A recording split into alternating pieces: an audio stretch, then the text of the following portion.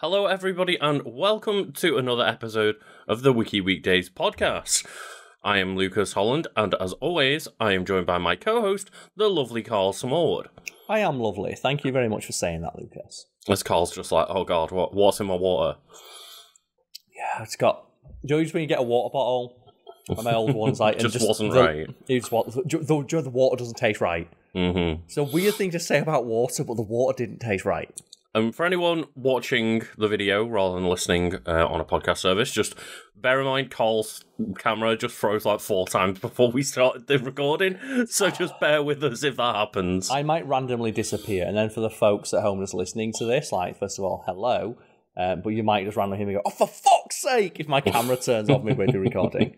So also, you'll know what that is. I may gently place the bottle of water onto the desk as gently as I can, which apparently just hits with the sound of, 1,000 galloping hoofs. I don't know what the difference is, because, I mean, I guess let us know in the comments, but probably just don't. But, with Fat Fiend, we get those comments of, Karl's, breaking the desk in half, and then we don't... my hands since, gently on the desk. You've got a mic on, we haven't had those comments over here. And I edit both sides of things, so, it's not as if... Or maybe an editor's doing the audio differently. It's it's me. And here's a fun fact as well. This mic arm, this shock mount, is connected to a table. That's not the table that I'm presenting from, specifically to avoid that. Anyway, yes. Anyway. Welcome to the Wiki Weekdays podcast, where both Karl and I bring a wiki for you to trial through each week, and we do our best to make it entertaining for you all at home, or, listening in your car or wherever you happen to be at the time. Someone's in their car, yeah. It's going mad. Hopefully, Karl, we'll bring another entertaining wiki this week. What have you got for us? Well, it's something I'm doing this year, or at least everyone has goals for New Year's, right? I try not to be honest. I don't set specific goals, because specific goals are those things then you're going to get disheartened. I set more nebulous ones. And one of the things I want to do this year is read more books. A lot of people say they want to read more, but I specifically am reading books that I read in school. So I'm thinking, when you're a kid, you just want to read through it as quickly as possible to get done with it. So you're going back to the Hare and McClary stuff like that, yeah? Yeah. Well, they're for 4-year-olds. Oh, no, not like that. But the books I read in literature class and stuff like that. See, just, is there anything that I missed? And also, these are classics of the genre. I should probably familiarise myself with them. So I'm not the biggest fan of modern fiction. It's not for me. Like I said, I do read some. I read the Jack Reacher books. Read a couple of those. I've read novelizations of films, because I quite enjoy the differences that you get between them. I tried to get through Lord of the Rings, because our old housemate had one of those, and I think I got to the 100th page, and it's just Sindar of the blah blah blah blah. I went, no, fuck this. It's like reading the Bible, which I also had to read in school. It's one of those things where it's I understand that Lord of the Rings and that universe is fundamental to how we have high fantasy in the modern day. Yeah. But it's also just filled with proper nouns that you've got to remember, and I'm I can't be bothered. It's same thing like Game of Thrones, where I tried to read Game of Thrones, because an ex-girlfriend of mine was recommending the books to me. I got halfway through the first book and went, I'm just not enjoying this. I'm not enjoying this world. This world has not grabbed me or arrested my attention. And one of the benefits of some of the older works of literature is that generally they're a lot shorter. Obviously, there are exemptions to all rules. Tale of Two Cities is this fucking thick. You're not making it through that in an afternoon. But a lot of the stories that I'm rereading are 100 pages. And these are these classic seminal works of fiction that have influence that is felt to this day. Yeah, that's the weird thing. It's I've got the complete works of Shakespeare, and it's like that, isn't it? It's just obviously it's a play, not a novel, but it's just one pretty beefy book, and it's all of his entire work with cliff notes on them all. And one of the single most influential authors of ever, really. Yeah, I guess all if time, you're talking about really, modern work. We've been ripping his stuff off for years. Similarly, there's Sherlock Holmes. I read a lot of the Sherlock Holmes stories, because they're 150 pages long. There's 20 of them, and again, they're still being adapted to this day. But the story that I read right at the start of the year was War of the Worlds. Oh, okay. So, yeah, I'm familiar with it being a novel, but the only thing I've sadly seen is the movie version of it. Well, that's the thing. Which movie version? Because there's several. There's a TV show. It's like one of the most like heavily adapted works of science fiction. I think, like, the most modern one, right? The one that came out in, like, the mid-2000s. The Tom Cruise one? Yes, yeah. Which I think is good. And that's one of the things I did as well, because I'm reading these classic works of literature, I can then watch the adaptation. So after I read the book, I went and watched like the Tom Cruise movie. And then there was like, I didn't watch the entire series, but there's like a series that was made for British television that is more accurate to the books. Yeah, I remember hearing like The Old War of the Worlds was a very good adaptation. There's also the adaptation, like the very famous Orson Welles Reading, which... No, for anyone who's like going to say it, like it didn't cause mass panic. The story is it was so realistic it caused mass panic. It's like no, a few people called up to complain because it was like a one-off thing. It wasn't this. Apparently, it was like it cut off the football results or something. Oh wow, yeah, and then that's going to piss British people off. And then a couple of kids got scared, and parents called up to complain, which the news blew out of proportion. Said people were like panicking in the streets. It's like no one was panicking in the streets. Oh. It was very well documented that it was going to happen ahead of time, but a few people just didn't realise that what it was. They were more confused than anything. Are you saying that the news would fearmonger? Because that doesn't sound like the news to me. Well, one of the things that struck me when I was reading through the book is like people just don't care about the aliens. Oh, really? Like, they treat the aliens more as like, you know, a curiosity. Mm-hmm. And it's written in a very like odd way, but you know, we can get to that now. So, The War of the Worlds is a science fiction novel by English author H.G. Wells. And do you know what H.G. stands for? I didn't until I read this book. Histogister. It's Herbert George. Like the two most boring names. Yeah. You can see why he went by H.G. It was written between 1895 and 1897 and serialized in Pearson's Magazine and Cosmo Magazine in the US. Cosmopolitan, like 10 ways to drive your man wild in bed and the continuation of War of the Worlds. The full novel was published in hardcover in 1898 by William Heinemann. The War of the Worlds is one of the earliest stories to detail conflict between humankind and an extraterrestrial race. It is a first-person narrative of an unnamed protagonist in Surrey and his much younger brother in London in southern England as invaded by the Martians. It is one of the most commented upon works in the science fiction canon. And that's the thing as well, like because it's quintessentially British and it is very specifically set in like, you know, pre-World War I Britain. Yeah, I didn't realise quite how old it was. Mm-hmm. Like, yeah, the fact that it's like late 1800s, did you just say that? Like, and one of the things that's like cool about the books is obviously the period. Mm-hmm. Like, you know, it's just on the tail end of the Victorian era, before like, you know, the World War I, the age of like iron. So think about like, you know, what H.G. Wells predicted with this, of like, you know, lumbering behemoths of metal that are like seemingly impossible to kill, that can rain down fire from the skies. That's a tank. Yeah. That's a tank. It was like, you know, they could fly around in these huge spaceships and drop things anywhere on Earth. Right? Yeah, like... Yep. And that's one of the things about science fiction, of like they inadvertently or sometimes correctly predict the future, whether knowingly or not. Mm-hmm. Yeah, it's just like... The vague descriptions can kind of fit a couple of different things, but inevitably, like, yeah, the idea of, oh my god, like, this big metal machine that, as you say, like, rains like hellfire from above. It's like, we invented that later down the line. Like, not me and you, we as a species. We as a species, yes. And I do like the way they're described. I like the way, like, they're just described like these weird, like, noodly appendages walking around. And one of the things that I really appreciated is knowing, like, so obviously I knew in my head, oh, it's set long ago. I didn't realize how long ago it was set. Mm-hmm. Yeah. And how long ago it was written, but also, like, as I mentioned, that TV adaptation, where it's actually set in that period. So it's like, it's a period drama, but then aliens show up, which is actually a really interesting novel concept. Of, like, you're watching a period drama and then fucking aliens turn up.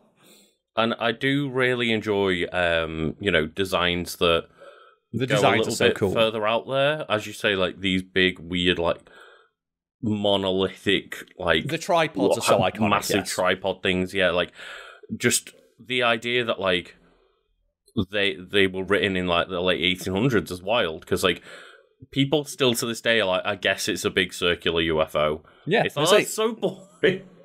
The plot is similar to other works of invasion literature from the same period and has been variously interpreted as a commentary on the theory of evolution, imperialism, and the Victorian era fears, superstitions, and prejudices. Which, nothing is created in a vacuum, and even if those things weren't intended, it's natural to draw assumptions like that from the work. Like, H.G. Wells lived in, that time period. Like, his biases are going to be present on the page, whether intentional or not. And, like, Wells, I was going to say, this was literally before, we'd gotten to a point where an entire world was at war. Like, world wars didn't happen yet. Like, obviously a lot of big wars spanning across the globe had happened in the past, but, like... Wells later noted that the inspiration for the plot was the catastrophic effect of the European colonization on the Aboriginal Tasmanian people. Which, fair enough. And it says that some historians have argued that Wells wrote the book to encourage his readership to question the morality of British imperialism. Again, we did a lot of horrible shit, and it's like, and reading the book, I can absolutely 100% see that, just jumping off the page. It is not the subtext, it is the text. It's like, we think we're the most advanced people in the world. What happens when, a race even more advanced than ours encroaches on our territory? And he talks about how, do the aliens, the Martians, even know we're here? Do they even care that they're wiping out entire, cities, lineages, families? Or do they think of us the same way we think of the ants? Do they think of us as the other peoples we've displaced? Do we care? It's amazing to hear that back, pre-World War One, there was someone, writing a book criticising the idea of, the British Empire, and you still get people hanging up their bunting flags. Nah, man, bring us back to the British Empire. It's it's 2024 and people still haven't got the fucking message of, maybe we were the bad guys. Here's an interesting fact. At the time of publication, the book was classified as scientific romance. Much like Wells's earlier novel, The Time Machine, because science fiction hadn't really been invented yet. And in fact, was being pioneered as this story was being written and published. Science romance, that's wild. It is a romance. It's a guy trying to find his wife. I mean, yeah, but obviously, if you had asked me where does it fit, I'd be like, sci-fi, because it's one of the sci-fi is a thing in my brain. It's yeah, but it wasn't really a thing back then. So The War of the Worlds has been popular, having never been out of print, and very influential, spawning numerous films, radio dramas, a record album, comic book adaptations, television series, sequels, parallel stories by other authors, and was memorably dramatised in 1938 by Orson Welles, who directed and starred in the adaptation. The novel even influenced the works of noted scientists Robert H. Goddard, who was inspired by the book and helped develop both the liquid-fueled rocket and multi-stage rocket, which, in the process of being invented, resulted in the Apollo 11 moon landing 71 years later. And that's just the power of fiction right there. So people say is it worth? And this is what a thing I learned in school of when we got taught this. So it's an old book from 100 years ago. Why does it matter? A movie starring Tom Cruise got made this year with this. About this book. When we were in school, yeah. It's still important. And then they talked about how, the stuff in it sounds fantastical, but then that's what our teacher said. Remember, this was written before tanks existed. The idea of, a roaming, huge, metallic behemoth that can wipe out scores of people, that's a tank. They didn't exist at the time. They did exist in the mind of the author. And again, the influence it's had is, you might think, sure, You wrote about these big giant metal monsters. How is this going to impact people? It's it influenced somebody to help essentially get a man on the moon. Yep. In a small multiple way. steps in the way. Yeah. But the fact that it can have those influences and those inspirations, even in a small way. Yeah, and ramifications which are felt hundreds of years later. We have here, so the plot, very basic, but we have open with one of the earliest lines of the book. Yet across the gulf of space, minds that are to our minds, yet across the gulf of space, minds that are to our minds as ours are to those of the beasts that perish, intellects vast and cool and unsympathetic, regarded this earth with envious eyes, and slowly and surely drew their plans against us. And that gets truncated often, because that's a bit wordy, but it gets the idea of just an intellect from beyond the stars eyeing humanity greedily and enviously of what we have. And that is a very, very common, like, you know, trope in film now, like Independence Day, District 9, like, you know, just aliens, they want something that we have. And they're going to come here and get it. Yeah, and just like, it's wild that kind of, the idea of like, oh, it being like this vast race from like thousands of miles away, or, you know, however far away they're meant to be from, but it's like, are they just from Mars? Is that the story? They are from Mars, yes. And they're like, obviously, it's not entirely accurate. There's some things that Wells got eerily correct, and there's some things that he was way off on, but he was inspired by, like, you know, the current leading theories and minds on the subjects at the time, and he talks about the Martians coming to Earth and stealing our shit. And it's just one of the things that when I was watching the adaptations, that struck me is there's a bunch of stuff from the books from the book, I should say, that just isn't in adaptations. For example, like the War of the Worlds one, the Tom Cruise one, like just the Martians absolutely fucking annihilate us. We've got no chance.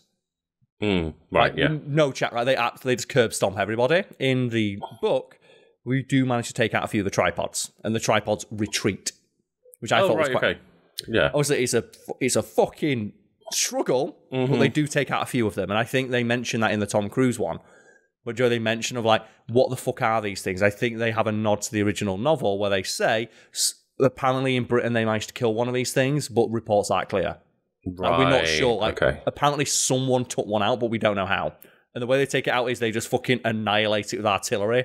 Just basically, just the second it appears, they just bomb it with artillery from second one. It's just what do you do against it? It's like, I don't know. Just throw everything we've got. Yeah, and then they have the heat ray, which is like a terrifying concept. Again, but you know, we're still developing something similar to, like, you know, laser beams and heat rays are a thing that have been in fiction for, like, you know, over 100 years now, and we're still trying to make them. Yeah. And one of the things that struck me, you said you mentioned the Tom Cruise one. That's the one you're familiar with. Vaguely, I watched it like when it came out. So, but do you recall the noise that the heat ray makes in that film? Not really, no. Obviously, we can't put a clip in, but if anyone at home just goes and Googles, like, go onto YouTube and go watch the scene where the Martians emerge, the tripods emerge. One of the cool things I like is that first you get the foot of the Martian tripod, and I found out after the fact, like, that was a deliberate thing, because in the trailer they deliberately didn't show you the tripods, and you see the foot of a tripod. Oh, is that the tripod? No, that's the foot of a tripod, and they're like skyscraper sized in the Tom Cruise one. Yeah, the noise that it makes of it spinning up is like. And it's very odd, despite, you know, being American and like a bit more action packed. Like, it's very close to what the novel describes. Like, people mostly just stand there like, the fuck is this thing?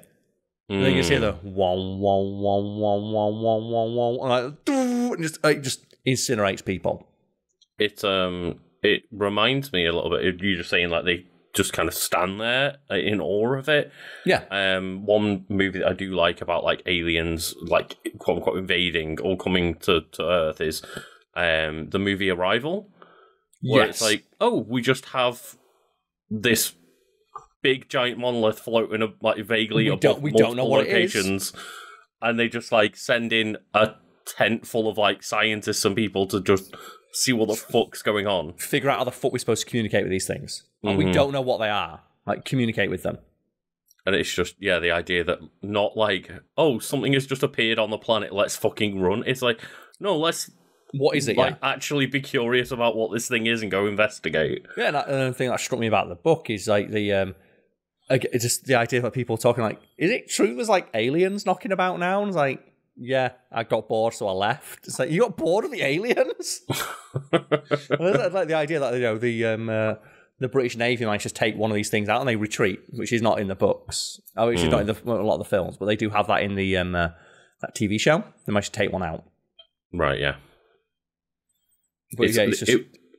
that thing, though, of like when you have to put all that effort into taking one out, and it's like, oh no, how many more of these have they got? That's what they do have as well. Yes, they have they arrive in the pods, and then just more pods arrive. And at first, obviously, it's like, oh, it's curious. So, like, more pods are arriving. I wonder, and they go there with a white flag to say, "Hey, Martians, we're here." what's going on, then also though you actually see the Martians. You don't see them because obviously they're described, but you see the Martians in the book before like the tripods come, whereas in at least the Tom Cruise one, just the tripods just fucking burst out immediately. And in fact, you never see the aliens in the Tom Cruise version. I didn't think you did. Yeah, I was trying to remember whether you did or not. There is like a Easter egg of like when one of the tripods is being exploded. If you look really carefully in like the top right hand corner, you see one of the aliens come to the window. That was more like just an Easter egg from the CG developers or the CG guys behind the scenes. Carl, why would they put windows on spaceships? It's so stupid. But that's something they are really fun though. Like, it was a fun read, and I just liked it as well because like most of it is just him just hiding in his house.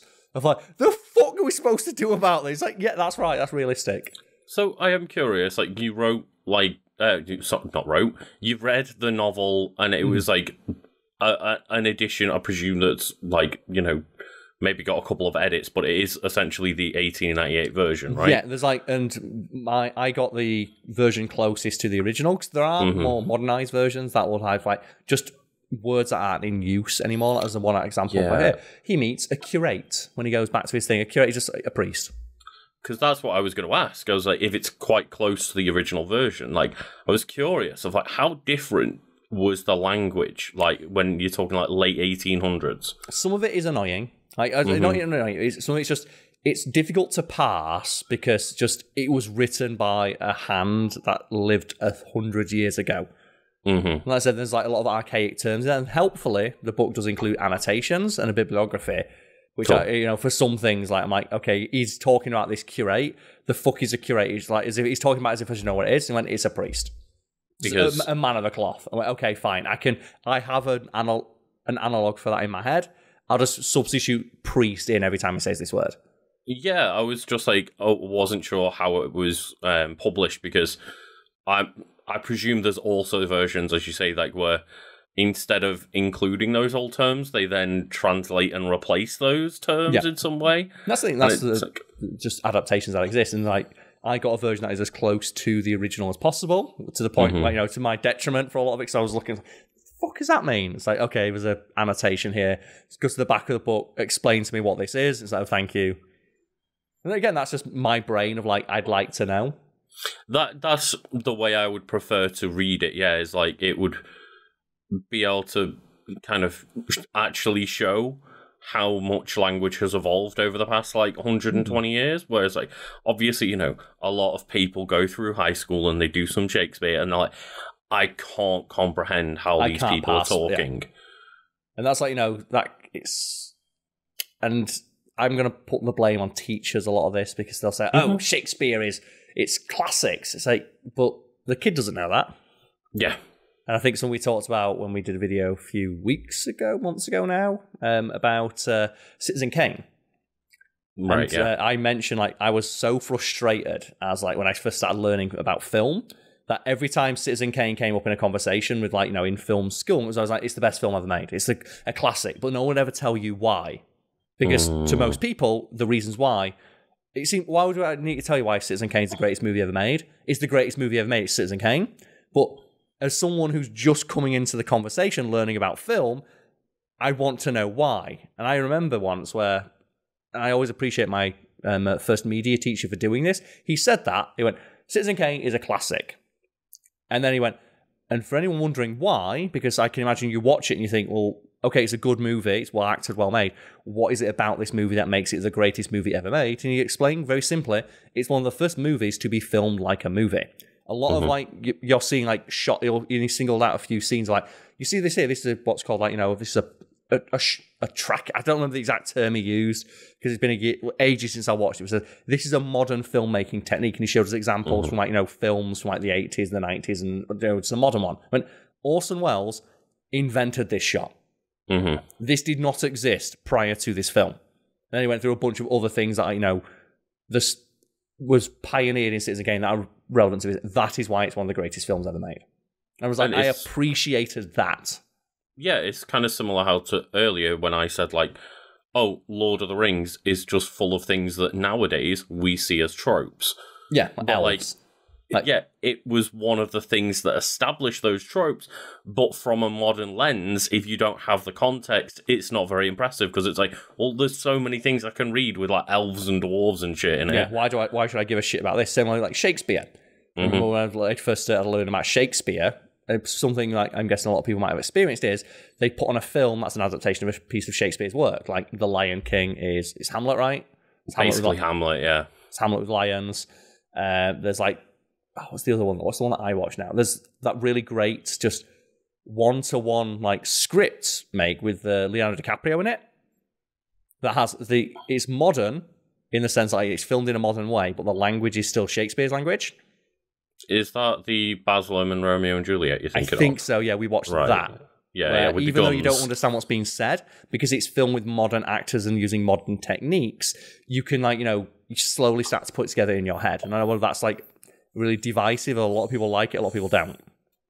Yeah, like I think there's room for both types of interpretations. Like I'm glad that that's not the only version of Romeo and Juliet I've watched, but it's interesting to see it. And obviously you've also got other things like clearly Romeo and Juliet was inspired by it. It's like, it's a classic story. And you just get all kinds of different adaptations of it and stuff. It's like, yeah. I remember the explanation I got to like why it's important of like our literature teacher just pointing out words. So like, what's this word mean?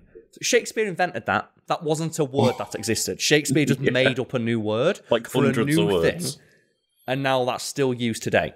That's why Shakespeare. That's the question. Why is this important? And without that context, you'd read and go, okay, it's awkward to read. Sure, I guess like two people fall in love and then everything goes to shit. That's not a very interesting or original novel idea. It was at the time.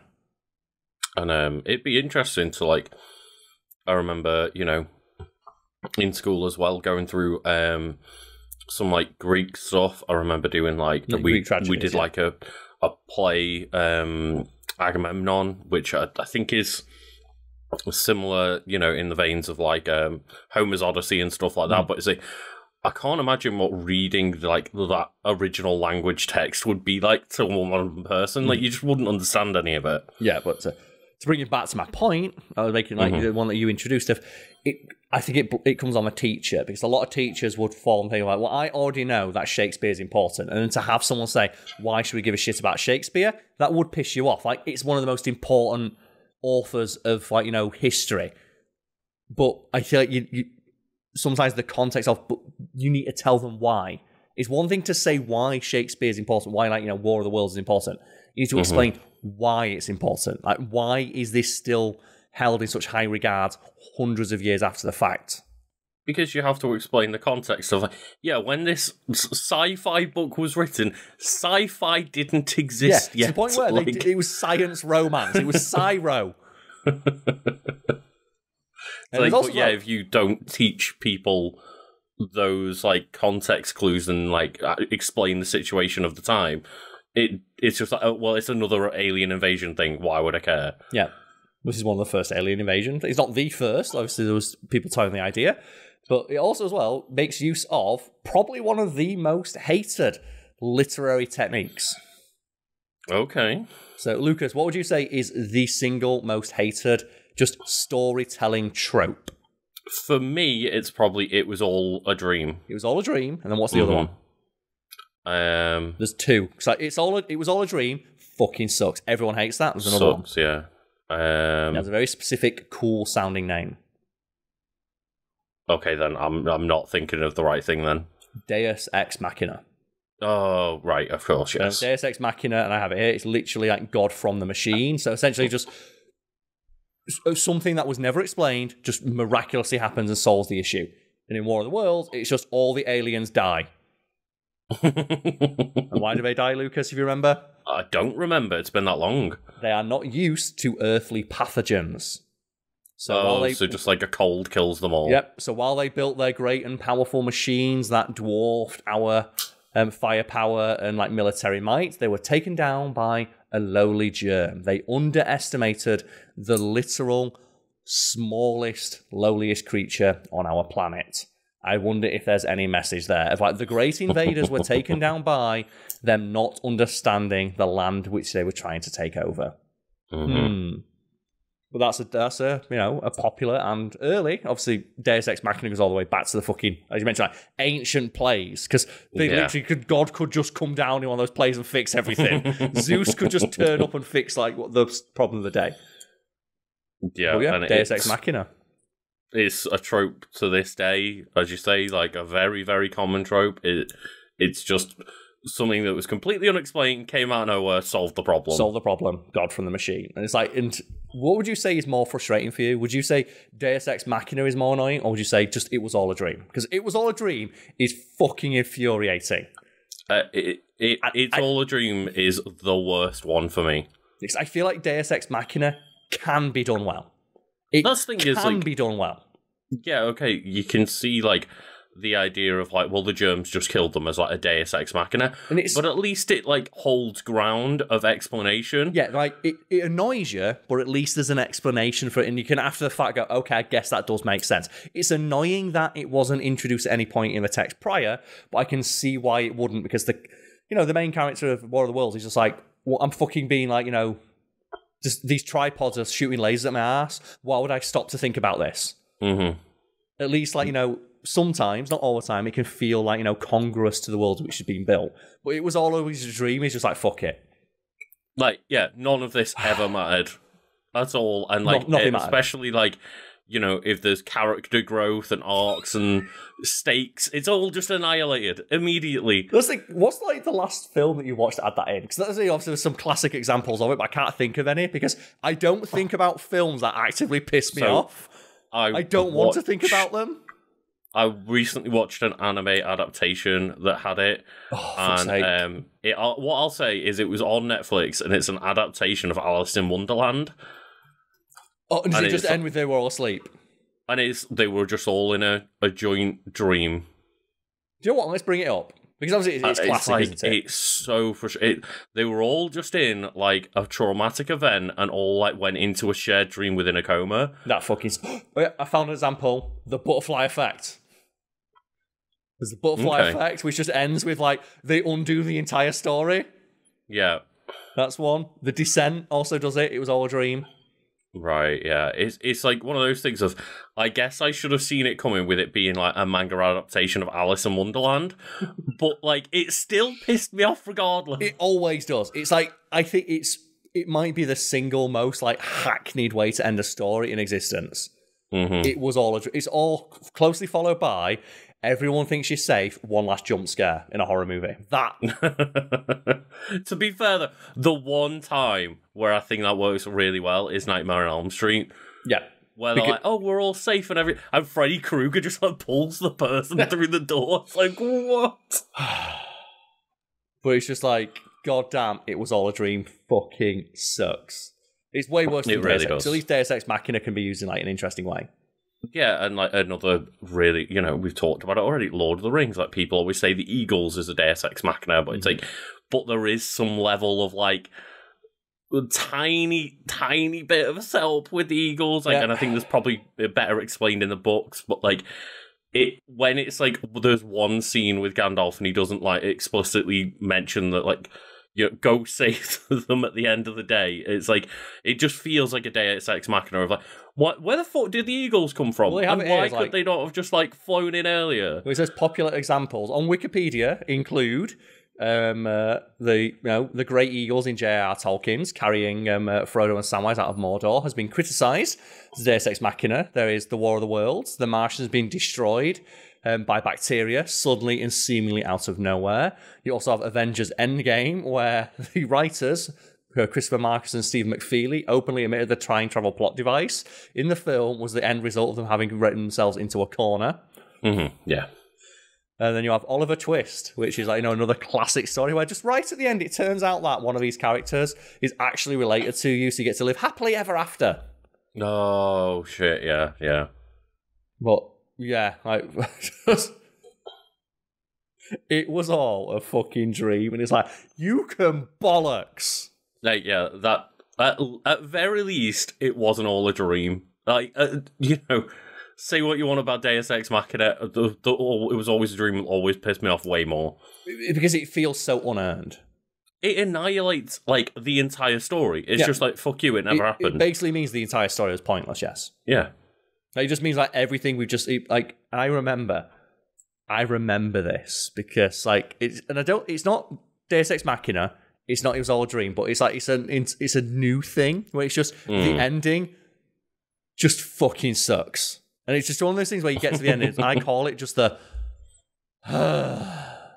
There's no other word for it. There's just the. Do you know what? You just sit and you just realize I've just wasted 2 hours of my life. This ending is shit.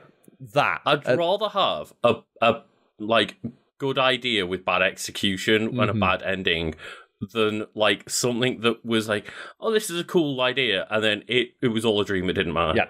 So I came up with this description of like it's the ending. So, and it was inspired by the film Skyline. And do you remember the film Skyline? I don't think I've ever seen the movie Skyline. So it is a film where aliens invade Los Angeles. And the very, very end of the film is they get dragged into the alien spaceship. And then you see the aliens are stealing people's brains. And one of the brains comes out, but it's a special brain. It's like the main character is trying to protect his wife and his kids. Right. His wife, I think his wife has like his wife is pregnant or something. And you see his brain come out and his brain's red. And then his brain, the brains get put into the robots that have been taking over the world. But then his special brain gets put into the alien, like the alien robot body. And then suddenly it springs to life and starts protecting his wife. Film cuts to black. and I remember, Lucas, the entire audience went, because they realised the most interesting thing in the entire film just happened and it cuts to black. So everything, like, not only it's like the main character died, but then he comes back, but then just instant complete deflation. Wow. That sounds like they just didn't have an ending to the movie. Nope. The other one I remember, and I forget the name of the film, but it was like one of those paranormal investigation movies. Like, I think it might be about alien invasions. And I will look it up during the break. And I shit you not, the ending of the film, they didn't have money to film it. So the ending of the film is to find out what happened, because it's a found footage thing. Directs you to a website, and that website shut down 3 months later. Oh, no. And that ending's on the DVD. And I remember I watched it on DVD with my housemates, and we like comes up like to find out what happened. It's just like not like that in that words, but it's like, you know, that character died, and to find out what happened, like, you know, to see the rest of the footage, go to this site. And we looked at it on our phones, and the site doesn't exist anymore. We just went, There's a couple of games, I can't remember like an actual named example at the moment, but I remember there's a few times like, well, you know, wanted to forget about the experience because it was that bad of like, but when you're like playing a game, and like sometimes there's been a game where it's like, oh, big boss battle's about to happen, and like you do like one attack, and then it just like goes to like a slideshow.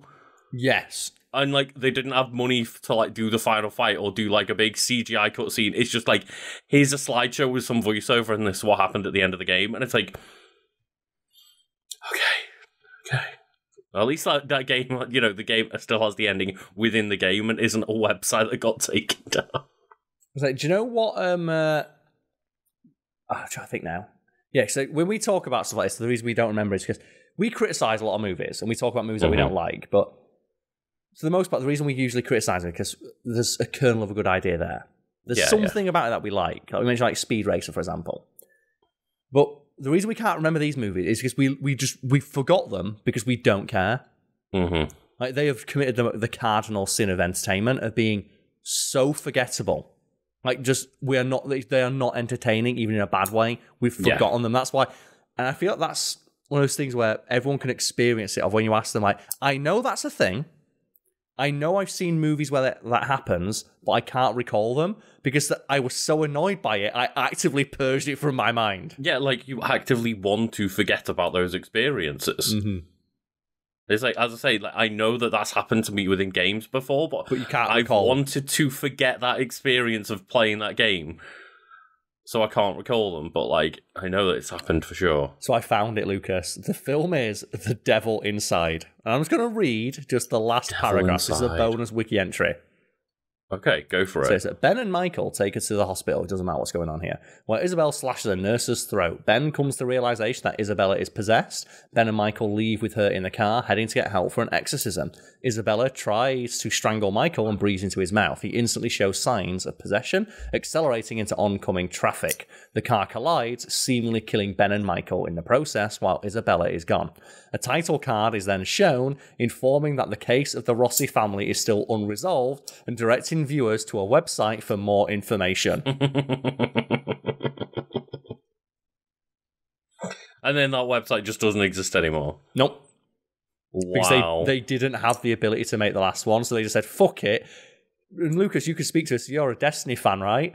Do you remember like when you first boot up Destiny and you collect an item and it goes, to find out more, go to the Grimoire card on the website? You're like, the fuck is this? Yeah, Destiny 1 of just like every bit of lore world building is like on the website. Because they didn't put it into the base game. It's like, what do you mean? Like, to find out about these cool side stories, go... Like, do you want to find out about the lore and the world building that we've done? Go to a website rather than play our fucking game. Yeah, the idea that any piece of media was as second one, like Destiny did, of direct you away from the thing you're playing.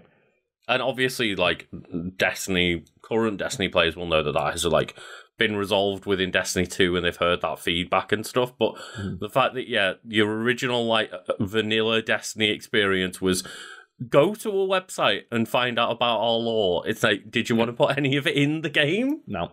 Because it was, and that's, yeah. And the thing is that there isn't a word, that's not Deus Ex Machina, that's not, it was all a dream, that's a different third thing that I'm choosing to believe that I have come up with a description for, and I'm now going to name that trope the ending. Just, you sigh, not because you, just with the realization you've wasted your time, and what you've just watched or consumed or played was completely fucking pointless. Yeah, you'd have been better just sticking your thumb up your ass and sitting on it. Just zero payoff. Yeah, like, it's negative. Like I have lost something watching this movie. I lost my time.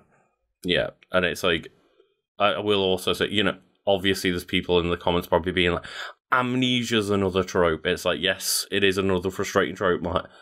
The character just like has amnesia, so therefore the whole thing needs to be explained to them so that they can be a surrogate for the audience. But like, you know, there's a couple of tropes. There's plenty of frustrating movie tropes that we could go on and on and about. They could be, maybe that's, you know, a topic for another Wiki Weekends one day. We can go look up, like, you know, common or often criticised filmmaking tropes. I'm sure that exists somewhere. But yeah, that's War of the Worlds and just a discussion about the devil inside. Just like the last thing is just the. It's such a good descriptor. Like, have you got just to wrap up for you? Well, I was going to say, just to wrap up your discussion about War of the Worlds, then. Yes. Like, how many of the adaptations did you like check out after you've read it? I watched the Tom Cruise movie. I watched bits of the show. So that's like, because I couldn't find it anywhere on streaming, so I had to like watch clips that have been uploaded somewhere. Just feel like, you know, the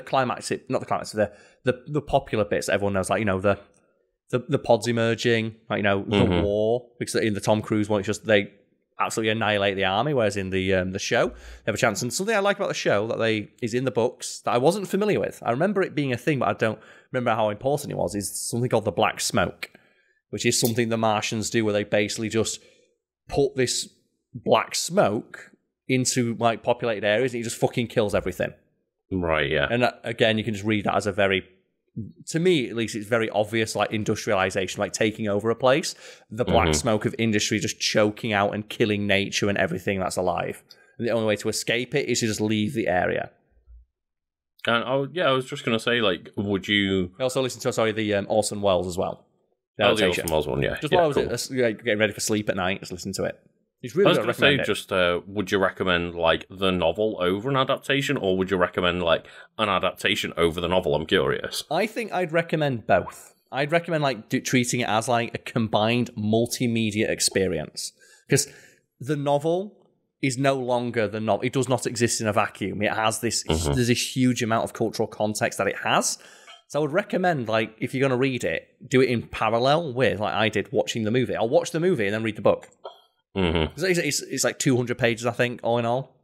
And the next one I'm doing is even shorter than that. I read it over the weekend when me and you hung out. Fair, yeah. Dr. Jekyll and Dr. Hyde, 45 pages long.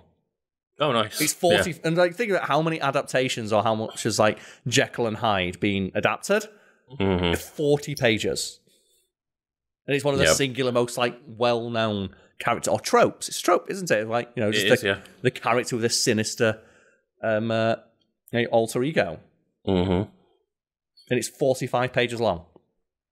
Yeah, and it's one of those, I was curious because a lot of the time, you know, people swear by like, don't watch like the adaptation of it, read the book. Like the book is the only way to experience it. Or like sometimes people go like, oh, the book's actually awful in comparison to the movie. That's not as common. Yeah. But it does happen sometimes. There's a couple. A good example is Fight Club. Chuck Palahniuk thinks that the movie is the superior quintessential version of his story. I was going to say Chuck Palahniuk being the author, right? The author of the original Fight Club novel, yes. He believes that the changes they made for the Fight Club film make that version superior to his original novel. He still thinks his novel has value, similar to American Psycho, the Bret Easton one. Bret Easton doesn't think that the movie is superior, but they do think it is. The source material is elevated by the film and the performances therein. Now, I've been meaning to read American Psycho. I didn't read that in school, but I have been meaning to read that because apparently it's just really good.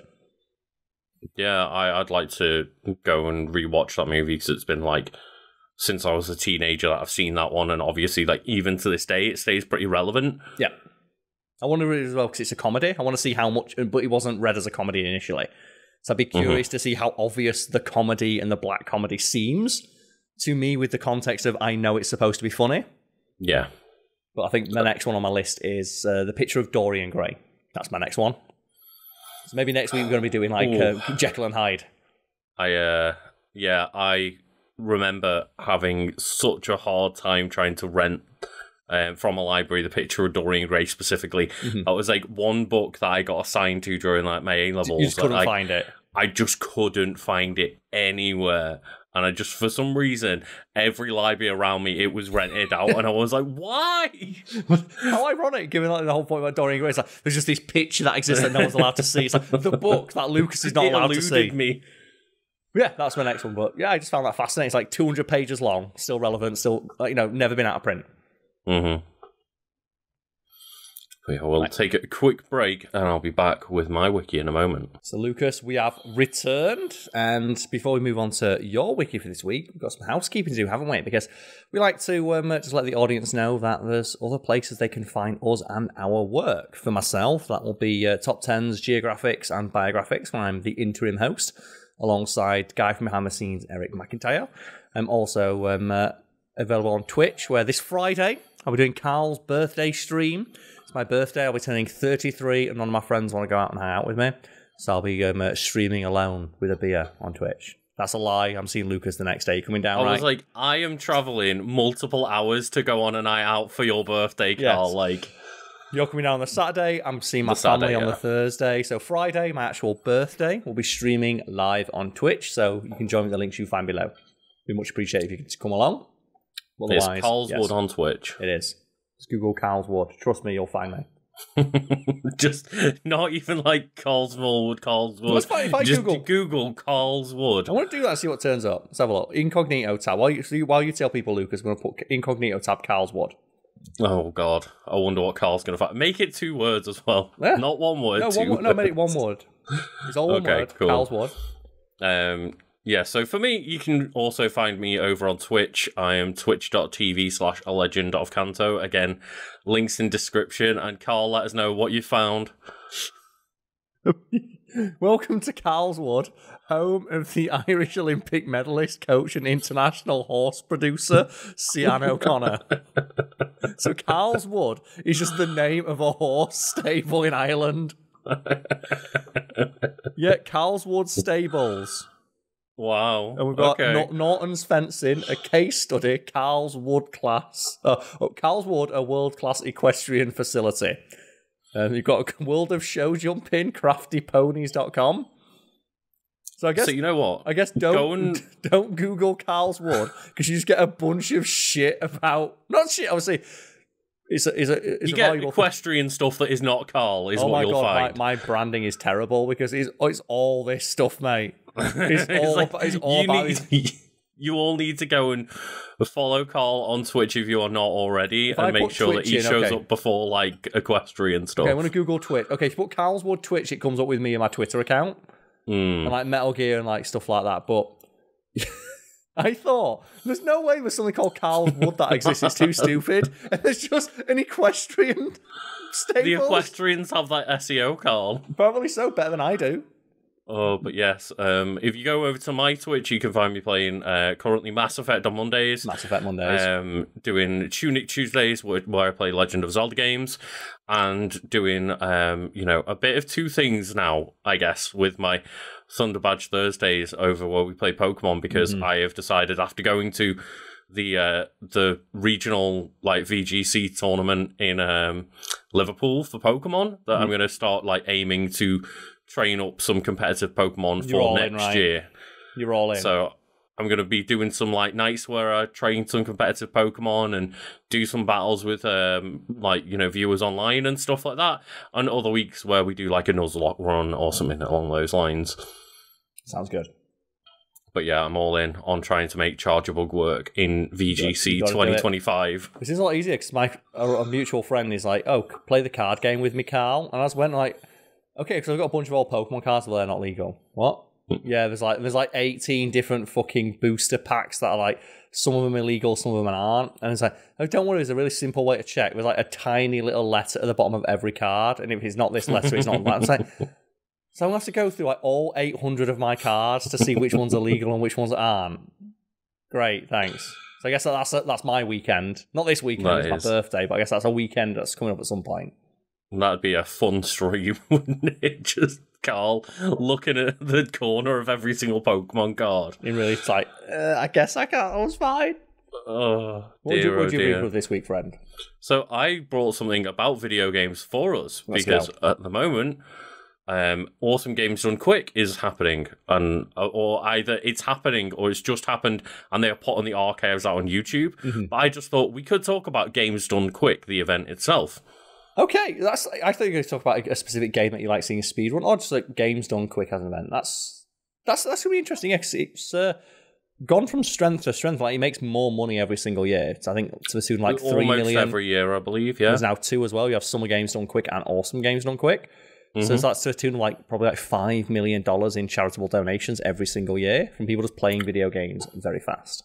Yeah, so we will go through like how much money and like has been raised over the years a bit later, but to begin with, we'll just talk about the actual event. It's Games Done Quick, or GDQ, is a semi-annual video game speedrun charity marathon held in the United States, and it was originally organised by the Speed Demos Archive and Speedruns Live communities. Since 2015, it has been handled by Games Done Quick LLC. Held since 2010, the events have raised money for several charities, and I believe like the main place that they donate to is normally Doctors Without Borders. Doctors Without Medicine Sans Frontières, yes. Yeah, so yeah, it says here, Awesome Games Done Quick held early January every year, and that raises money for the Prevent Cancer Foundation. And the Summer Games Done Quick, usually held in June or July every year, raises money for Doctors Without Borders. There's been other ones in the past, I think. They were like the American Community Association, but that could just be another similar event, because I know there's been a lot of spin-offs and people inspired by. The thing about let's do a big gaming stream. They also just, like, throughout the year, post a lot of, like, mini themed things. Yes, where, they do like frame fatales and stuff, which is like female focused, to like highlighting. Or I think they do a lot of like further like LGBTQIA. I always try to get the order wrong, but focusing on like people within those communities. Yeah, they try and boost a lot of people that are from like different backgrounds and stuff like that, and just make sure that like people are actually watching people do speedruns of not just white straight dudes. I will say, there's a lot of white straight dudes like trying to do speedruns. I'll say one of the absolute saddest things I've ever seen is someone who was, because obviously I just AGDQ's happening. I'll Google like AGDQ, see what's going on.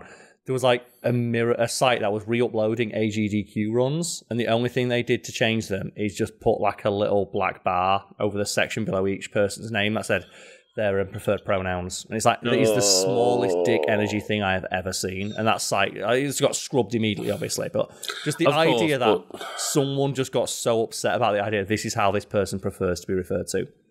It's like the people who lost their mind over like Starfield saying like, "What are your pronouns?" It's like, I don't have any. Everyone has fucking pronouns. It's even funny if like AGDQ though. It's like you'll call this person like Jimmy Poopins, which is an actual name for a speedrunner, but you won't refer to them by their preferred pronouns.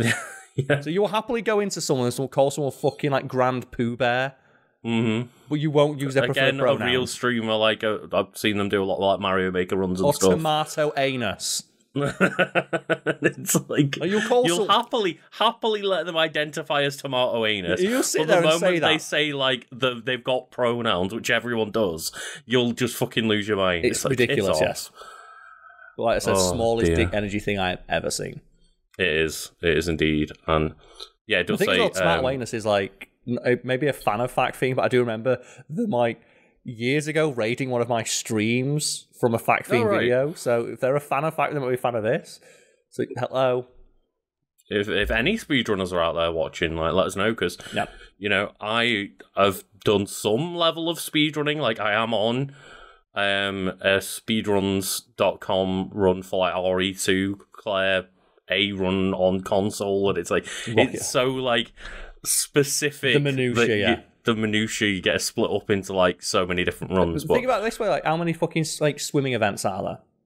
Like they're freestyle. And it cracks me like freestyle. Everyone swims the same way because there's just one way that's the fastest way to swim, and then there's like 15 other swimming events that are just like not as efficient as freestyle front crawl. I want like someone to figure out how to do like the Mario dolphin kick as like the best way. It's one thing that cracks me up about like there's the freestyle swim and everyone swims the exact same way because it's just a solved issue. Why do we still have the other swimming events?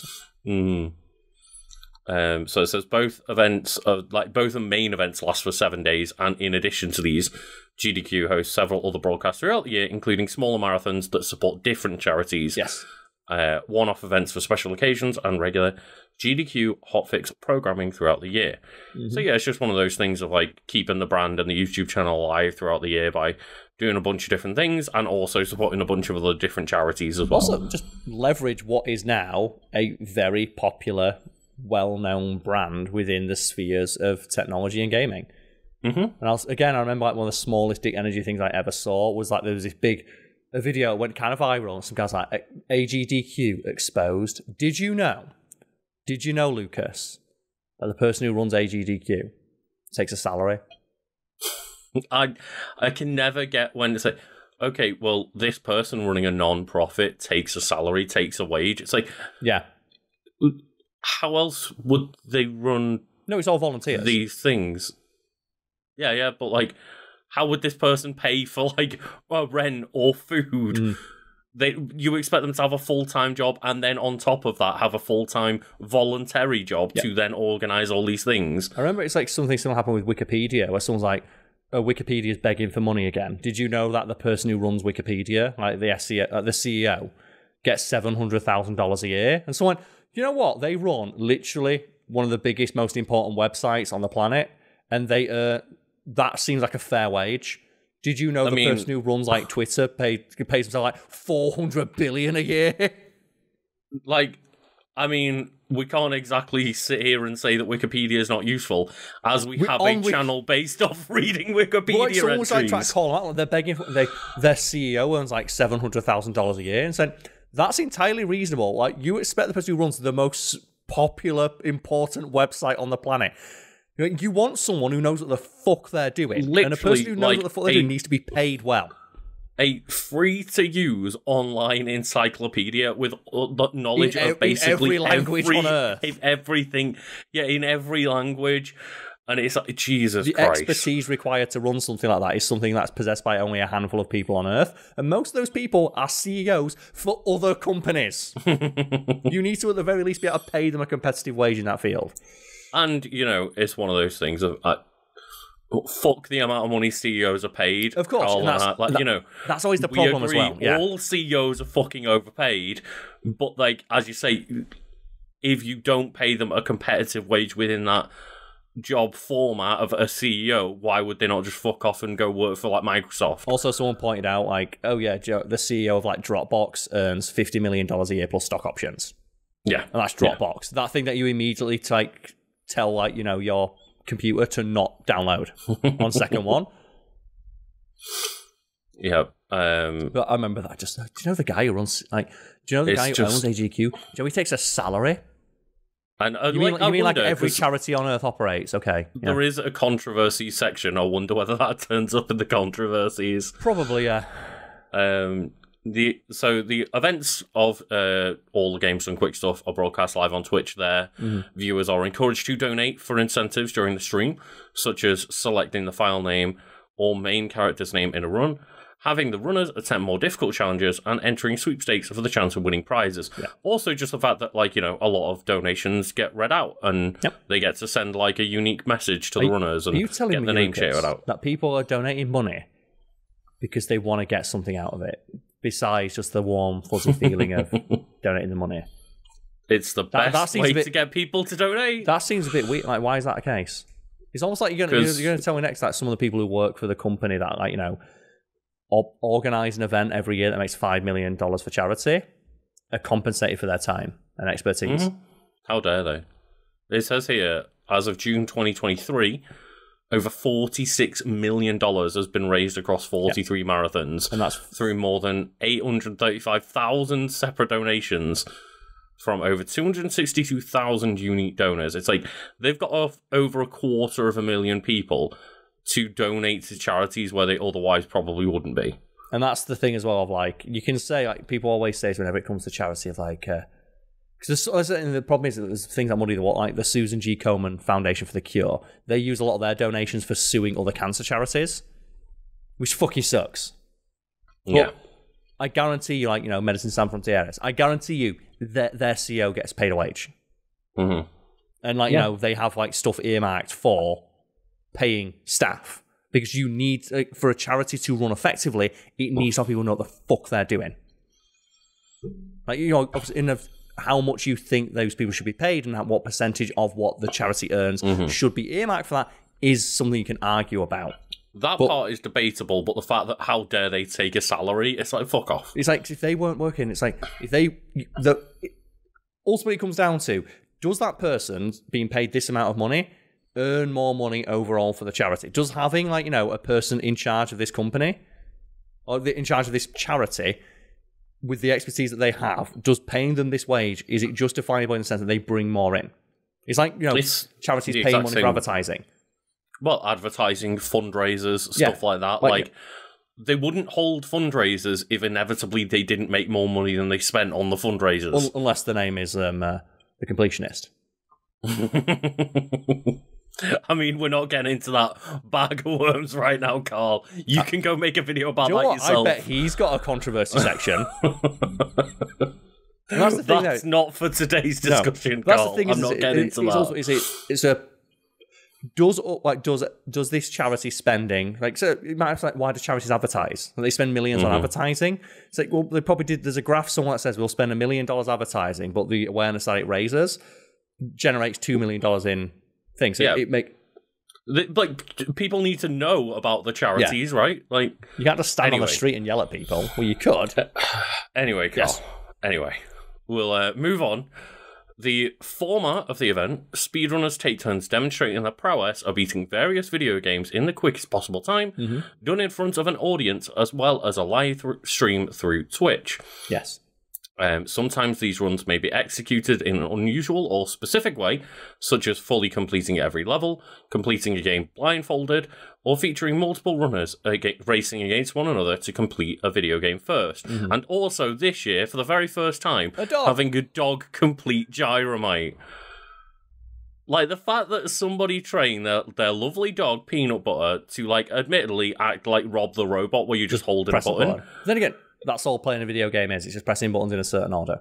Exactly. And, you know, I would recommend people go check it out, because it's, like, just an adorable half hour of this dude, like, you know, getting their dog, Peanut Butter, a lovely little Shiba, I think it is, to just, like, hold buttons on this big touchpad to just, like, get some treats and play Gyromite. It's adorable. And it's like, I love the fact as well that he's like, no, we're going to start training on other games. It's like, make Peanut Butter just an annual like, runner at the event. Who's going to train this dog? Yeah, that's the thing.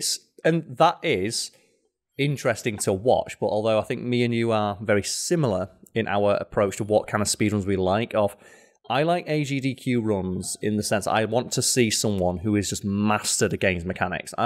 If I see someone play, for example, Mario, I want to see the best fucking Mario player in the world. I don't want to see them glitch Mario out of bounds and float to the final boss. As impressive as that is, for me, I don't find that entertaining to watch. I think one of the ones that you've pointed out several times is Doom. Doom, yes.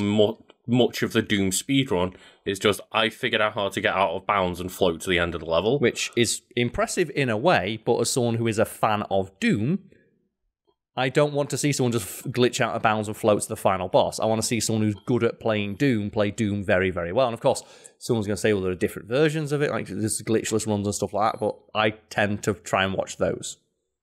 I tend towards more ones where it's like, maybe not glitchless, but it's like a certain percentage has to be completed. Like, do like a Zelda run where you have to do every temple. Like, you can't just skip every temple in the game and get to the end. Like, Ocarina of Time lasts like 15 minutes that way, if not less.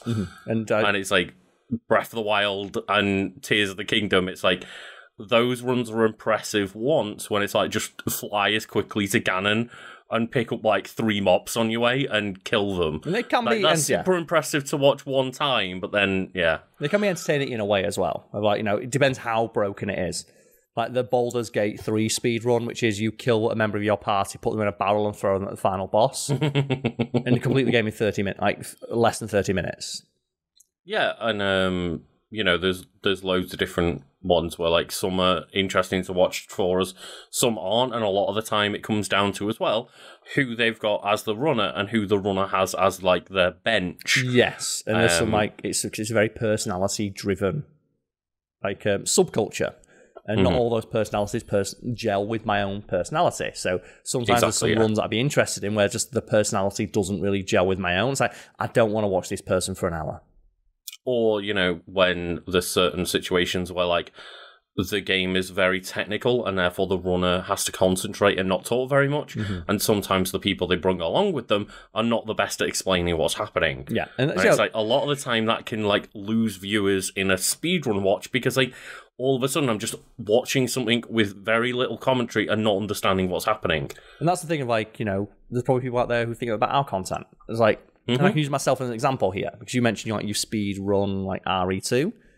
I've got a run on RE2 speedruns, and I'm learning the RE4 speedrun as well, yeah. Yep.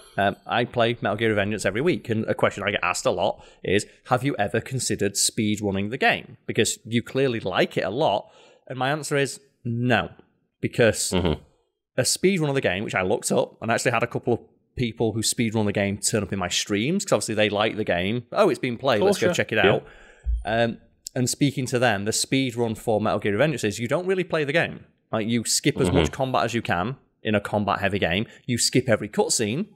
When I'm doing the stream, I'm watching people with the cutscenes, and every combat encounter that you can't skip is you spam the strongest move over and over again. So the fluidity of the combat is something that's not really taken advantage of.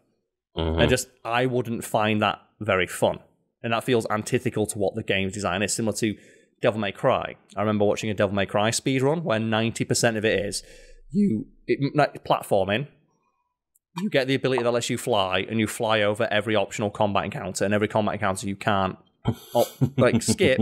You just do the same 2 moves over and over again, because your style rank doesn't matter, the speed with which you complete the combat encounter does. So you spam the 2 strongest moves over again. And Devil May Cry is a combat-heavy, stylish character action game.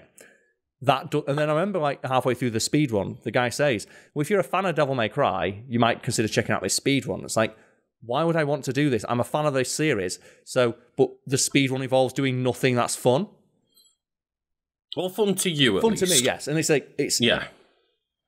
And just with video gaming having such broad appeal, like, not everything about speedrunning appeals to me. And that's the thing is, like, as we both said, like, we prefer ones where it's like relatively heavy on gameplay and skill in terms of like learning the in-depths of the mechanics of the game, and not like learning how to glitch out most of the gameplay. And it's, a lot of the time I find speedruns of a Resident Evil game, I can understand why people might not want to watch that, because a lot of the time, rather than fighting anything, I'm running past things. Yep. And it's like, I get it, but to me, in terms of like playing a speedrun, they're quite short games. I can do that speedrun within like a couple of hours, so the attention span required doesn't have to be like this massive commitment. It can just be like an easy couple of hours. And B, it's about learning like the roots. Yes, and it's me. like, but also like mastery of the game's mechanics is critical. That's why I say like the Revengeance example of like, I consider myself to be one of probably the best people in the world at that game. Like, I play on the hardest difficulty every single week. But I do not claim to have like the mastery of the mechanics that would be required to speedrun it, because they're just not fun. Like there's stuff that you'd have to do. Very different skill sets. Yeah, they're similar but very different. Like learning, you said the critical learn the path, like the way you run through a level to avoid every optional combat encounter. I don't know what they are, and I wouldn't care to learn them, because the combat is what I'm playing the game for. And like that's the thing is, one day I would like to maybe submit myself for doing like a Resident Evil speedrun at one of these events, but like, I would probably need to learn how to do that speedrun while providing like actually entertaining observations, which is and also a thing, yes. Commentary and stuff like that. So like that's part of the skill set required. And it's like, it's not a difficult skill. Like once you've learned how to do it, but it is a skill. It's like, it's one of those of, obviously, I guess with us both doing like streaming on Twitch and stuff, like that's something that we've like come accustomed to on other games, but like I haven't necessarily, when I have done a stream of like an RE2 speedrun like I have in the past, I've then been so focused on commentating that I've like missed little bits of my route here and there, and gone in the wrong direction every now and then, and it's like, you've got to combine those two mindsets. Now I will say as well, it seems like a very just the idea as well, like if you fuck it up, you got to start again. That'd piss me off. I don't think I could do that. Like, I'm happy to do it when it's me making that choice. One thing I found interesting was like, for my experience of just, I'm very new to the speedrunning world. Like, I've only ever really sat there and timed out my speedruns a handful of times. Remembering to press the button for when I hit an objective to do like the split. Yeah. The amount of times I've just forgotten I need to just like on my PC I set up, just press spacebar whenever you hit your split. Yep. And the amount of times of just like half an hour later, I've just forgotten to press it at all, and I'm like, I have not got that muscle memory in yet. There's like certain things, like there's some techniques that could be used that are useful. Like there's like a few glitches that I use in Revengeance during my playthroughs, just they're fun to show off. Like it's that thing of like, did you know if you did this, this happens? They're fun to show off. One of the things that I've done with a lot of replays of Zelda games is like utilize some of the glitches I have seen in speedruns to use them during a regular playthrough and see how you can fuck things up. But you're not going to use them all the time. I'm not going to use them all the time, and I'm not going to use them for an actual speedrun, but some of the cool glitches that I've found can be used like in useful situations or in interesting situations. It's like, you're not going to get me doing a speedrun Revengeance, because that means I can't watch the Armstrong cutscene at the end and get drunk. I'm not about that life, Lucas. And yes, it says here, some of the most popular runs feature video game glitches and discussion between the runner and the commentators, most frequently describing techniques or using observational humour or banter. And I think that's one thing that rubs us the wrong way, is that like, it's 20-something years in now, and like there's so many times where the commentators or the runners rely on like inside jokes within the GDQ community, which again is a thing. It's like it's difficult to describe. We'll try my best. I'll try my best to do so, because I think I know what you're on about here. And it's obviously, I said, personality driven. So a lot of the people who go to these events have a very dedicated community that follows them, who are excited to see them on a much bigger stage, showcasing the very evident skill they have at this one particular thing. The problem is that, I'm going to stereotype a little here, as someone who plays a lot of video games, that people who are that into video games tend to be a little bit antisocial, or like, they don't have, maybe not the best emotional intelligence for social situations. As someone who personally, I also do not have the best read on social situations. I'm speaking generally here. I was going to say, I am putting myself within that exact same pool of people. To be clear. And just sometimes you'll watch a speedrun. Just sometimes, not all the time. Like I said, not every speedrun appeals to every person. Even someone like myself who's very into like video games and stuff. And just, you'll watch one, and then you'll get like, and you've got a donation from your member of chat here, and it'll just be an in-joke that I don't get. And you'll see the person on the couch go, yeah, that's from my community. And it's like, cool, but your community is like a fraction of the size of this one. Who the fuck is that for? Yeah, it's for a very small amount of people. It's very alienating to the mass audience that is trying to watch this. And as somebody that doesn't watch all of Games Done Quick or anything, a lot of the time it's like jokes that have been built up for Games Done Quick audiences over the years. And sometimes that can be alienating to someone who's a bit more of a casual watcher. Like, I don't sit there and watch like the 7 days of streams. And all of a sudden you've got people, there's one example where like I'm aware of the joke of like, oh, I fucked up, I'm manipulating RNG. And they're not, it's just that, oh, that's a joke that like people have made over and over again through the years of like, when I make a mistake, it wasn't actually a mistake, it was intentional to manipulate something in the back end that you don't understand. And also as a streamer, and I'm a content creator myself, there's just some things that I see and I'm like, it puts my teeth on edge, because it's something I just really don't like myself. And one of those things is people acting overly familiar. Like, for example, and they'll get something reading out of like, oh, I'm a lover of your, like, generic example. Oh, I love your streams. Like, your entire community is really proud of you. Like, that makes me feel, like, it makes me cringe. It makes me cringe to think that there's like because if someone talks to me like that, it would set my teeth on edge, like I said. Because it's that clarify, parasocial that is relation. one person speaking in a parasocial way for an entire community. Yeah, I hate that.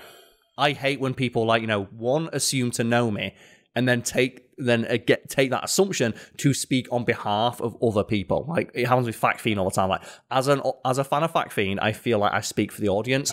No, you don't. And so again, you speak for yourself. Yeah, and again, I can understand why people do it, but for me, it's one of those I can't. I cringe so hard when stuff like that happens. The ones I do like, though, that are the complete opposite of when it's like, oh, hi, runner 29. Yeah. It's your mum here. Yeah. I'm so proud of you and I'm watching along. Like, they're always job. Amazing. Yeah. Like, some of them are good. I love ones like that. I think it was a legendary one that obviously people try and reference it every year, but because it becomes more family friendly, because obviously it makes more money, you want more advertisers. It's just one of like, there's a couple of things that this speedrun reminds me of. I got cancer and then I lost my virginity. Like, one of those things was awesome and happened quick. The other one sucked. God. Something like that. I don't forget what it is. But there's also the legendary cringe moments from like HDQ. And again, speaking generally, just not everyone there has the best amount of emotional intelligence and social awareness. Like, there's that leisure I'd prefer if you were just quiet. Have you seen that one? No. Where it's like there's a guy on the couch who's like he jumps in to commentate, and like the guy to play the game just is not vibing with him at all. And the guy he keeps trying to make a lot of bad jokes. And just eventually the guy playing the game goes, I'd prefer if you were quiet. There's also the chair sniffer, which wasn't a guy sniffing a chair, but like he went down to like tie his shoe or something, but it looks like he sniffed someone's chair as they stand up. And again, it's like, oh no, the cringe. Oh dear. And I'm actually interested in reading about the history here quickly, because I don't know like how this, all started. But apparently writer and speedrunner Eric Koziel, I think, identifies two important precursors to Games Done Quick. The Desert Bus for Hope donation drive, organised by Loading Ready Run in November 2007, and then a series of charity speedrun marathons held by the Speed Gamers starting in March 2008. And you said that as if, like, you remember what the Desert Bus for Hope is? Well, Desert Bus is, like, an infamous game where it's, like... I think it's made by Pendulette, where it's, like, you drive a bus through the desert to get... in real time. and it takes like 6 hours to do, and when something like that, and when you complete it, you get a point. And once you've got, and you win the game by getting like 5 points, and it's just driving down the same stretch of road, and like it became a meme to speedrun that game because you can't speedrun it because it's just you drive for 6 hours. Like, just get the basic description up, yeah. Yeah, I've just got the description of Penn and Teller's Smoke and Mirrors game, one of which being a desert bus. The player drives a bus along a straight road between Tucson, Arizona, and Las Vegas. That'd be Tucson. There are no other vehicles. It's Tucson. Tucson, sorry. No. You just read not aware, but yeah, thank you. There are no other vehicles, and the scenery consists only of dead trees and bushes. It is literally just a dead, empty, straight road with nothing to do, but it always veers a little bit to the right, so you can never just leave the game to play itself. Yep. And it takes 8 hours in real time, and the bus is always veering to the right. Yep. Also, I just had a knock on my door for a delivery, so would you give me 1 sec to go get that? Yeah. So Carl's back from just not picking up his delivery. But, it's one of those. But yes, I just checked there. Desert Bus for Hope is the world's longest running internet-based fundraiser and has raised more than $9 million for Child's Play over its 14-year history, where they just marathon Desert Bus. Over and over again, yeah. Because it's a joke, isn't it? It's like something incredibly boring. And I think you have to complete it 5 times to win rights. You got to go back and forth. It didn't say that on there. It said, like, when you complete one journey, you get a point. Yep. You have the option to turn around and keep doing it. And then it said, like, if you get stuck off the road, you get towed back in real time to the previous stop. Yep. And then it said that in a planned competition, the highest scoring player would have joined Penn and Teller on a real trip from Tucson to Las Vegas in a party bus and a subsequent visit to the Rio Hotel and Casino. And it said, you know, in a planned competition, I don't know whether that competition, did or didn't go through or whatever, but yeah. It just became like a thing to just play Desert Bus. 8 hours of real time of driving on a straight road. And then, after that, users of the Speed Demos archive decided to hold a charity event in January 2010 during MagFest 8. It was themed around 8-bit and 16-bit video games and was dubbed Classic Games Done Quick. Yep. After the speedrunning 1990s project Quake Done Quick, apparently. It's by no means an original idea. Let's see. Well, and then internet connectivity problems at the MagFest forced SDA administrator Mike Uyama to relocate the event with mother's residence, and it raised over $10,000 for care. Mm-hmm. And it's just like, that's how it all started, is just, well, very we were doing a Classic Games Done Quick at MagFest, and then we all had to relocate to my mum's house to get It's very grassroots. Like, it's a bit more slick and corporate nowadays, which some people don't like. Like, we started like this entry on the Wiki Weekends podcast by talking about like there's people annoyed that people take a salary, but the end result is more money being raised. Yeah, that slick corporate veneer allows us to make more money. It's like literally from 2010 they made $10,000, 2011 was $52,000, and 2012 $249,000, 448 the year after, and then they cracked $1 million in January 2014, where they hit $1,031,000, and it's like from there just gone on to get 1.5, 1.2. 2.2, 2.2, 2.4. So I think it was 3 million this year, I want to say. It got to 3. Not this year. This year was 2.539 million. The highest it's been was in 2022, where it's $3.442 million. And that was just in the January event. And then, let's have a look. 2022, they also raised $3 million in summer as well. It's like that's $6 million in 1 year of 2022 for a charity. Yeah, for 2 charities. Charities, yes. And then they also have all of the other additional marathons and runs and events that they do throughout the year. And now we raise money, but raise awareness. They're raising awareness and millions of dollars every single year by just doing some speedruns.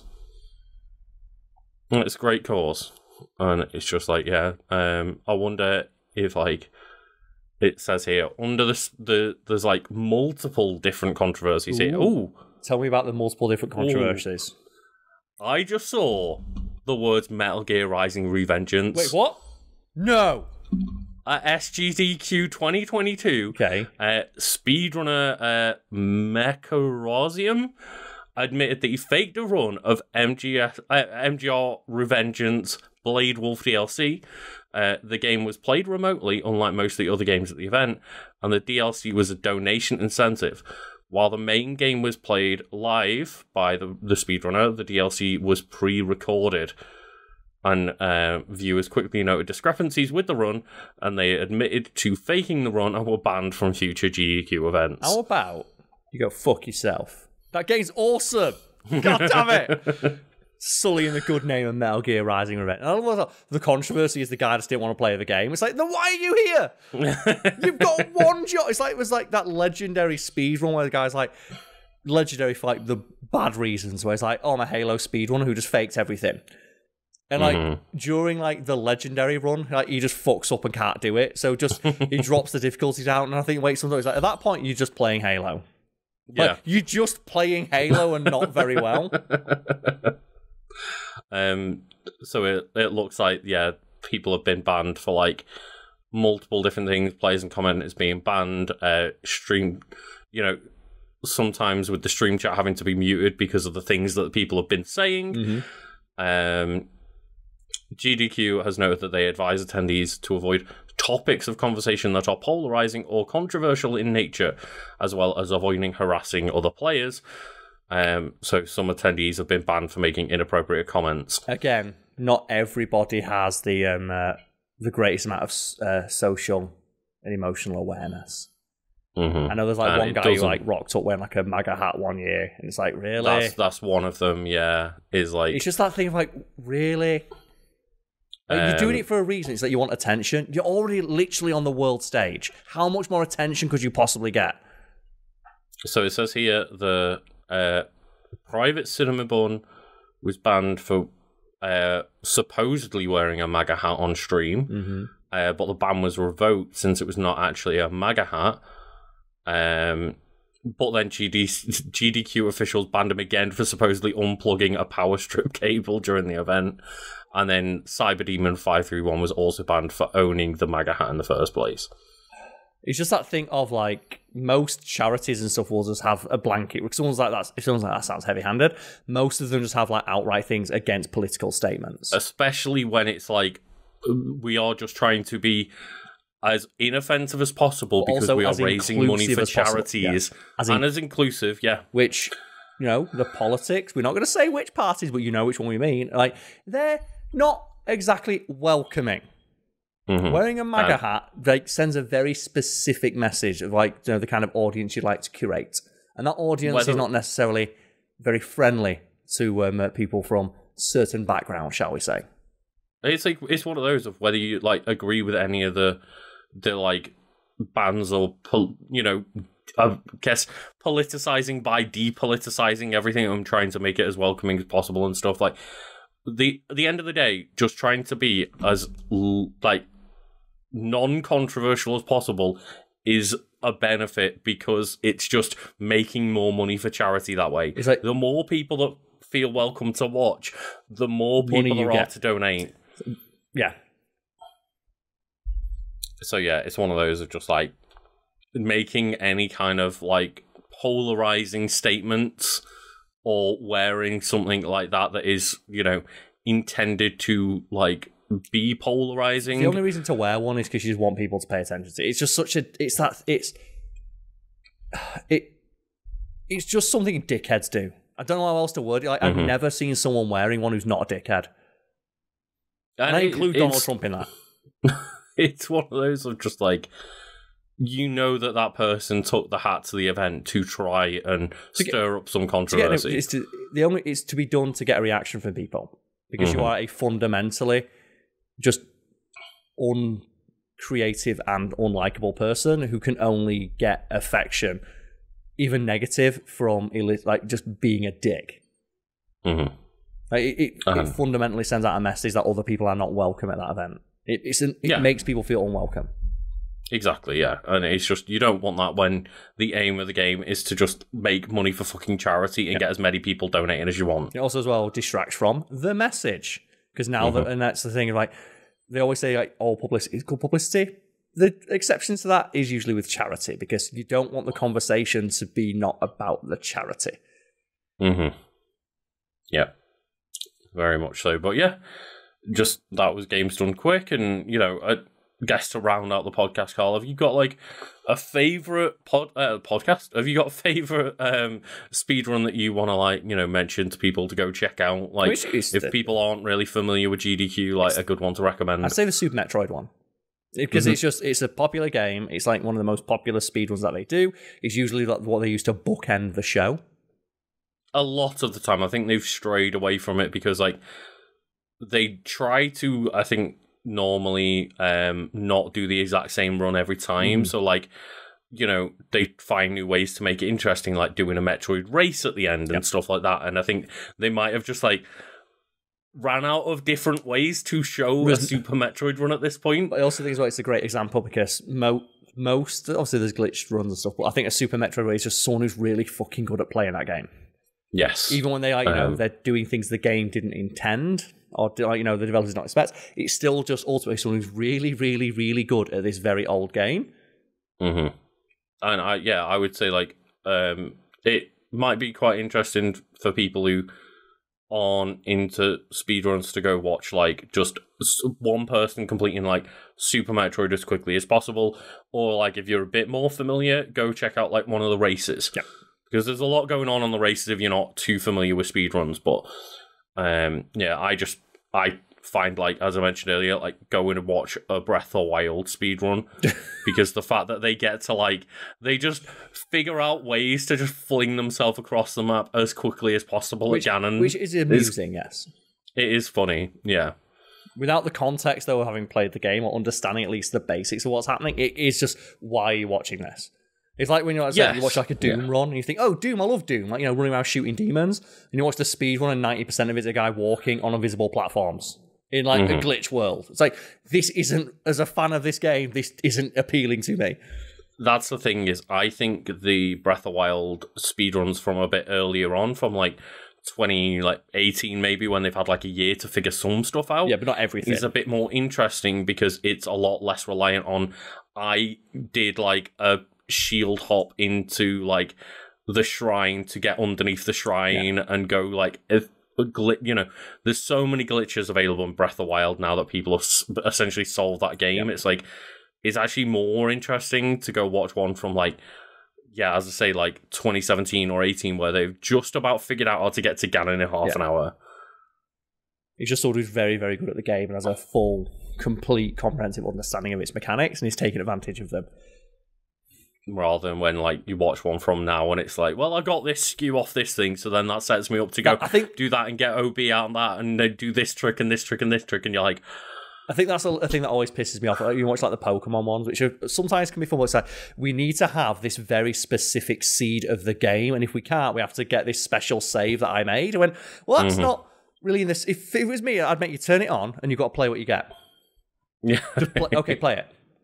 Like, and that's where, like, you know, different runs and different tastes come into play and stuff. But yeah, like, that level of minutia just feels like this is too. You're not playing Pokemon, then, are you? You are playing this one very specific version of the game that exists only on your save. Like, this is not representative of what someone at home could do. They have to play your very specific like version of it. Yeah, but anyway, you know, it's one of those that we could talk about this for a long time. But yeah, just wanted to get that out there of, like, you know, a couple of maybe recommendations for people to go check out of like fun speedruns if you're unfamiliar with Games Done Quick, because it's a great event that does great work for multiple charities and raises literally millions of dollars every year at this point for charity. Indeed, yes. And yeah, there's just been a bunch over this month going up on the Games Done Quick channel. Go check that out, because go just support a cool event that raises money for charity and does cool gaming things in the meantime. Yes. Cheers, everybody. And yeah, let us know which wiki won this week, as always. And just thank you for listening, and I hope everyone has a lovely week. Perfect. See you, everyone.